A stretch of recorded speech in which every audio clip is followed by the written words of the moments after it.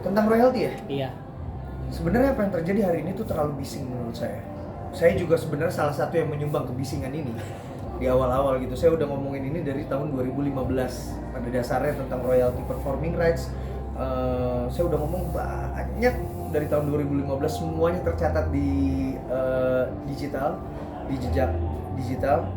Tapi belakangan ini saya ketika banyak yang bersuara saya malah jadi kayak ya udah nanti deh gitu. Karena udah terlalu bising, terlalu ribut dan terlalu kubu-kubuan gitu. Termasuk saya juga kan sebenarnya ada di salah satu asosiasi ya. Dan cuma belakangan ini saya lagi diem. Kenapa? Karena satu terlalu bising, terlalu rumit, terlalu ribet. Padahal sebenarnya permasalahan yang mudah. Empati, etika, pengertian gitu. Dan itu soalnya kalau misalnya kita bicara dari sisi undang-undang, dari sisi aturan, nggak ketemu. Karena memang aturannya abu-abu. Jadi pihak ini yang besar bicaranya dari sisi yang ini, pihak ini yang besar juga dari sisi ini. Terus dibentrokin. Padahal nih sebenarnya nih dua kubu ini sebenarnya sama-sama harusnya bersatu ya. Dan nah yang ini nih yang bikin sistem, yang mengawasi sistem, yang dapat uang, yang ini, yang itu. Ini sebenarnya yang perlu kita serang juga gitu. Ya walaupun dibutuhkan empati tadi, empati, pengertian, etis, gitu, etika untuk menyelesaikan ini gitu, duduk bareng sih.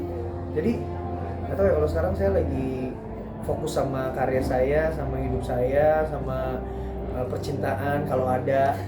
Jadi itu aja.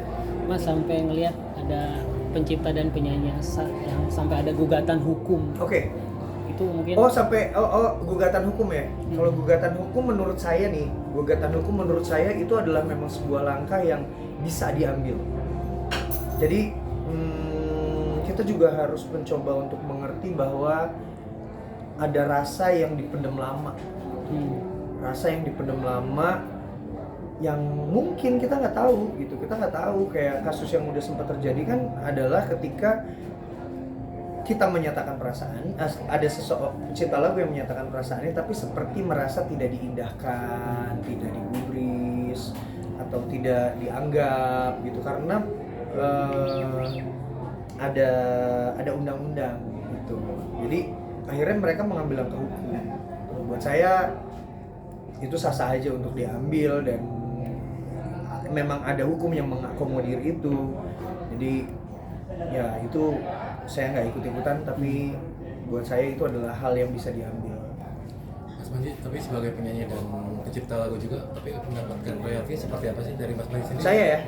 Oke, kalau misalnya saya pribadi, nah ini saya bisa ngomong karena memang ini kasus saya sendiri.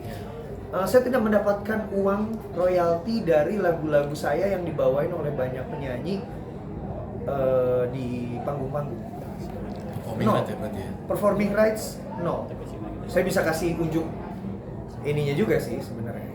Ya memang saya dapat nol dari lagu yang waktu sama Drive, terus Merindukanmu sama The Massive, Berpisah Itu Mudah sama Rizky Febian, Mikha Tambayong, lalu juga yang dari Lyodra, dari Cynthia Gabriela, dari Judika yang Putus Atau Terus, dan lain-lain gitu. Saya bisa bilang bahwa memang saya dapat 0 rupiah.